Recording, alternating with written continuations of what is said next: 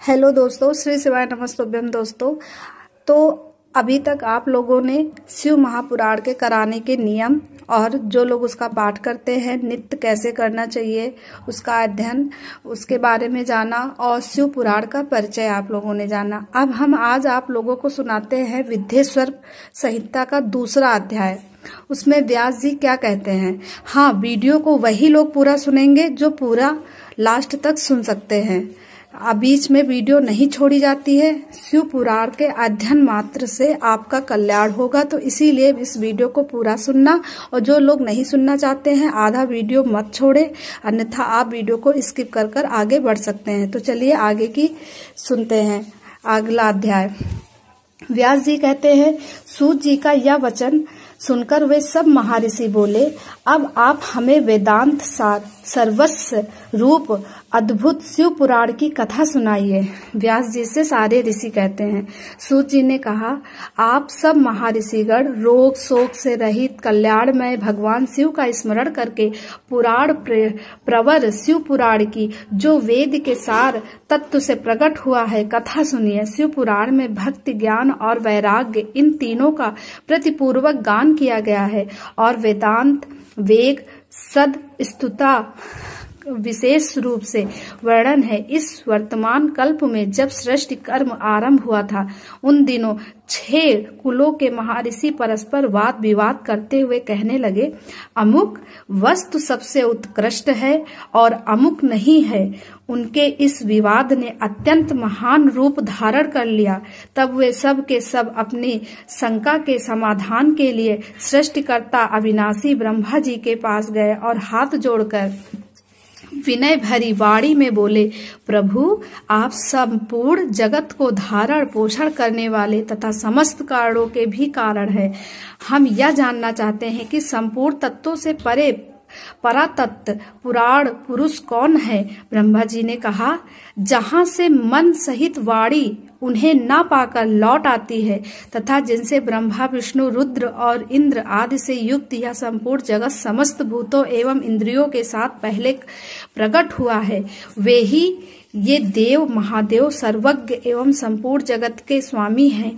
ये ही सबसे उत्कृष्ट है। भक्ति से ही इनका साक्षात्कार होता है, दूसरे किसी उपाय से कहीं इनका दर्शन नहीं होता है। रुद्र, हर तथा अन्य देवोस्वर सदा उत्तम भक्ति भाव से उनका दर्शन करना चाहते हैं। भगवान शिव में भक्ति होने से मनुष्य संसार बंधन से मुक्त हो जाता है।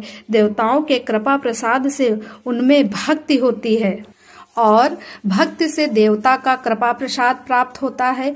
ठीक उसी तरह जैसे यहाँ अंकुर से बीज और बीज से अंकुर पैदा होता है, इसीलिए तुम सब महर्षि भगवान शंकर का कृपा प्रसाद प्राप्त करने के लिए भूतल पर जाकर वहाँ सहस्त्रों वर्ष तक चालू रहने वाले एक विशाल यज्ञ का आयोजन करो। इन यज्ञपति भगवान शिव की ही कृपा से वेदों का विद्या के सारभूत साधन का ज्ञान होता है। शिव पद की प्राप्ति ही साध्य है, उनकी सेवा ही साधन है तथा उनके प्रसाद से जो नित्य नैमित्तिक आदि फलों की ओर से निष्प्रय होता है वही साधक है। वेदों कर्म का अनुष्ठान करके उसके महान फलों को भगवान शिव के चरणों में समर्पित कर देता है। परमेश्वर पद की प्राप्ति है वही सालोक के आदि के क्रम से प्राप्त होने वाली मुक्ति है। उन पुरुषों की भक्ति के अनुसार उन सबको उत्कृष्ट फल की प्राप्ति होती है। उस भक्ति के साधन अनेक प्रकार के हैं जिनका साक्षात महेश्वर ने ही प्रतिपादन किया है। उनमें से सारभूत साधन को संक्षिप्त करके मैं बता रहा हूँ। कान से भगवान के नाम, गुण और लीलाओं का श्रवण, वाणी द्वारा उनका कीर्तन तथा मन के द्वारा उनका मनन, इन तीनों का महान साधन कहा गया है। तात्पर्य यह कि महेश्वर का श्रवण, कीर्तन और मनन करना चाहिए। यह श्रुति का वाक्य हम सबके लिए प्रमाणभूत है। इसी साधन से संपूर्ण मनोरथों की सिद्धि में लगे हुए आप लोग परम साधकों को प्राप्त हो। लोग प्रत्यक्ष वस्तु को आंख से देखकर उसमें प्रवृत्त होते हैं, परंतु जिस वस्तु का कहीं भी प्रत्यक्ष दर्शन नहीं होता है, उसे सबड़े इंद्रिय द्वारा जान सुनकर मनुष्य उसकी प्राप्ति के लिए चेष्टा करता है। अतः पहला साधन श्रवण ही है। उसके द्वारा गुरु के मुख से तत्व को सुनकर श्रेष्ठ बुद्धि वाला विद्वान पुरुष अन्य साधन कीर्तन एवं मनन की सिद्धि को क्रमशः मनन पर्यंत इस साधन की अच्छी तरह साधना कर लेने पर उसके द्वारा सालोक के आदि के क्रम से धीरे धीरे भगवान शिव का संयोग प्राप्त होता है। पहले सारे अंगों के रोग नष्ट हो जाते हैं, फिर सब प्रकार का लौकिक आनंद भी विलीन हो जाता है।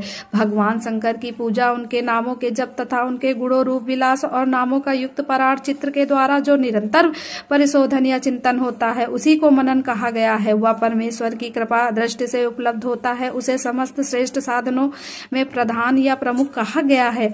ब्रह्मा जी ये कहते हैं महर्षियों से।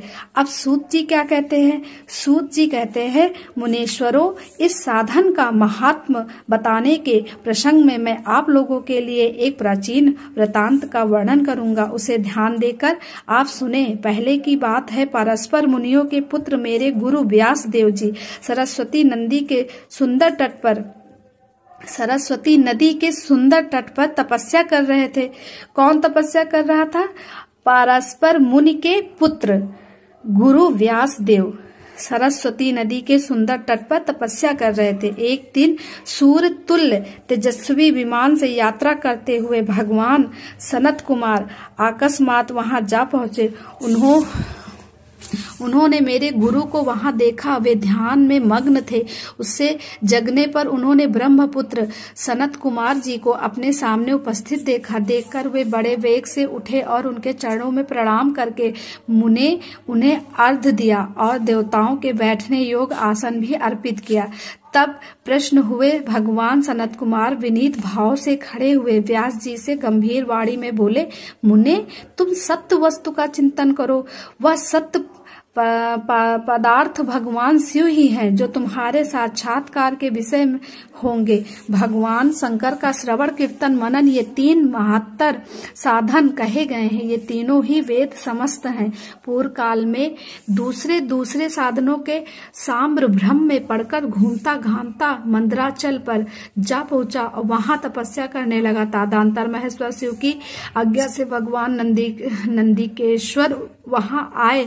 उनकी मुझ पर बड़ी दया थी। वे सबके साक्षी तथा शिवगणों के स्वामी भगवान नंदिकेश्वर मुझे स्नेह पूर्वक मुक्ति का उत्तम साधन बताते हुए बोले, भगवान शंकर का श्रवण कीर्तन और मनन से ये तीनों साधन वेद समस्त हैं और मुक्ति के साक्षात कारण है। यह बात स्वयं भगवान शिव ने मुझे कही है। अतः ब्राह्मण, तुम श्रवणादि तीनों साधनों का ही अनुष्ठान करो। व्यास जी बारंबार ऐसा कहकर अनुगामियों सहित ब्रह्मपुत्र सनत कुमार परम सुंदर ब्रह्मा धाम को चले गए। इस प्रकार पूर्व काल के इस उत्तम वृतांत का मैंने संक्षेप से वर्णन किया है। ऋषि बोले, सूत जी, श्रवण आदि तीन साधनों को आपने मुक्ति का उपाय बताया है, किंतु जो श्रवण आदि तीनों साधनों में असमर्थ हो, वह मनुष्य किस उपाय का अवलंबन करके मुक्ति हो सकता है? किस साधन भूत कर्म के द्वारा बिना यत्न के ही मोक्ष मिल सकता है? ये पूछते हैं ऋषिगण। तो अब ये दूसरा अध्याय विद्येश्वर संहिता का यहीं पे समाप्त होता है। तीसरा अध्याय मैं कल वीडियो में डालूंगी और जानते हैं कि इन तीनों चीजों का जो श्रवण नहीं कर सकता है उसे कैसे मुक्ति मिल सकती है। तो ये हम जानेंगे अगले अध्याय में। श्री शिवाय नमस्ते।